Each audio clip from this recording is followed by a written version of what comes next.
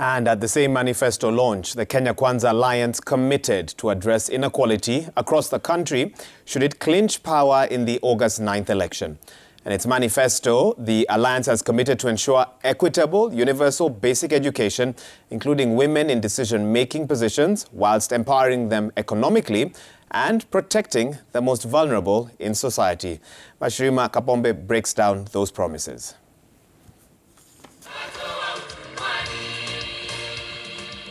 The Kenya Kwanza agenda for women, children and the most vulnerable in the society is out in the open. Just 2 weeks after signing the Women's Charter, Deputy President William Ruto has committed to live up to his word through the manifesto which outlines the details in the Charter. The Alliance has promised to ensure realization of the 2/3 gender rule in elective and appointive positions within 12 months after the elections, as well as reserving half of the cabinet to women. The Alliance says it will provide financial and capacity-building support for women through the Hustler Fund, which will be channeled through cooperative societies, chamas, merry-go-round and table banking initiatives. And we have agreed that women and young people who have LPOs will become automatic beneficiaries of the Hustler Fund without any further requirements.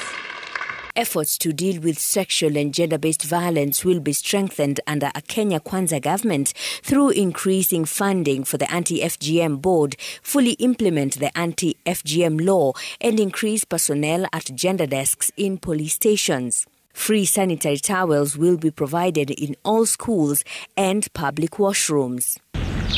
In the education sector, the Alliance has promised to deal with the current teacher shortage within 2 financial years after ascending to power.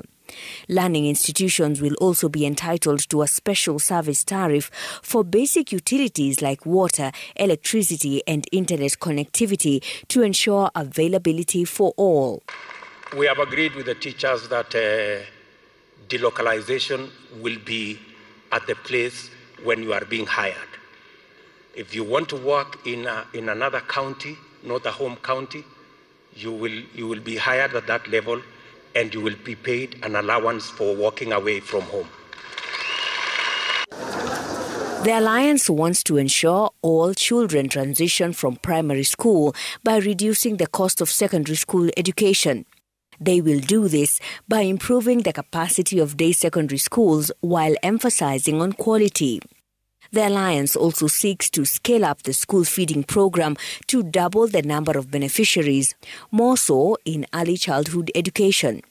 And we have agreed that we are going to work with counties.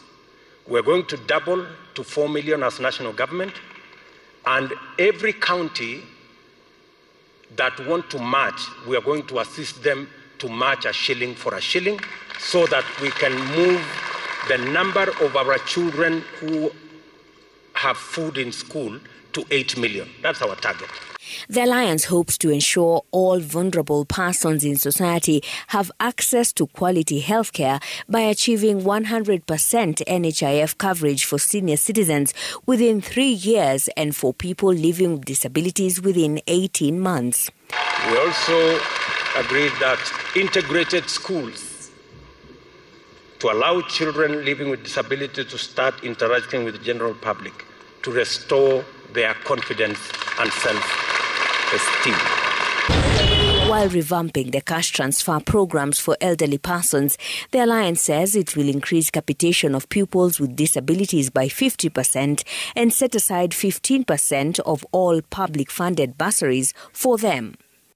Kenya Kwanza says it is committed to exempt all assistive devices from import duty and partner with domestic manufacturers to produce affordable devices. Mashirima Kapombe, Citizen TV.